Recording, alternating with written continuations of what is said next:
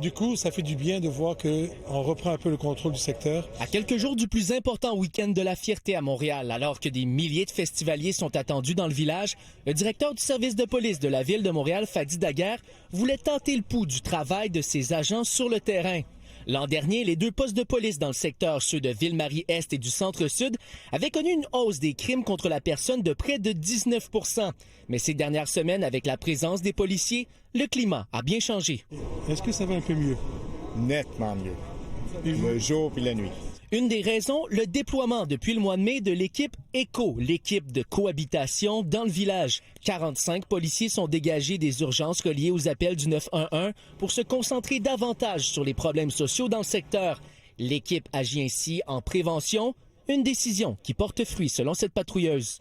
Et on a plus le temps aussi de parler aux citoyens, aux commerçants, aux gens qui habitent ici dans le secteur. Il reste beaucoup à faire, mais le directeur général du magazine L'Itinéraire, qui connaît bien le quartier, reste optimiste. Officiellement, de notre côté, nous, à l'Itinéraire, avec la participation, on n'a aucune problématique. Tant et aussi longtemps qu'on est dans un mode de discussion, d'échange. Je suis très utopique, là, OK?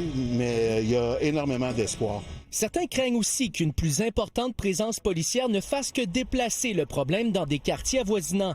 Le directeur du SPVM s'en dit très conscient. Déjà, on a prévenu nos policiers et policières des autres secteurs. Dès qu'on va sentir des mouvements de cette problématique-là ailleurs, rapidement, il faut continuer à être extrêmement présent. La semaine dernière, des propos du chef du Parti québécois ont fait réagir. Paul Saint-Pierre Plamondon faisait un lien entre les changements démographiques liés à l'immigration et une hausse de la criminalité chez les jeunes. Le directeur du SPVM n'a pas voulu commenter. Je ne commenterai pas. Pour être très franc avec vous, je ne commenterai pas le commentaire en tant que tel. Je vous parle de ma réalité comme chef de police. La criminalité, il y en a de plus en plus de jeunes qui l'épousent, malheureusement. Par contre, rappelons qu'il y a 96 à 97 % de nos jeunes vont très, très bien. Alors que les élections municipales approchent à grands pas, nous avons questionné M. Daguerre à ce sujet. Il dit sentir de l'écoute de la part des 2 principaux candidats en lice, Soraya Martinez-Ferrada et Luc Rabouin, et qu'il ne craint pas un changement d'administration. Marc-Antoine Nouniez, TVA Nouvelles, Montréal.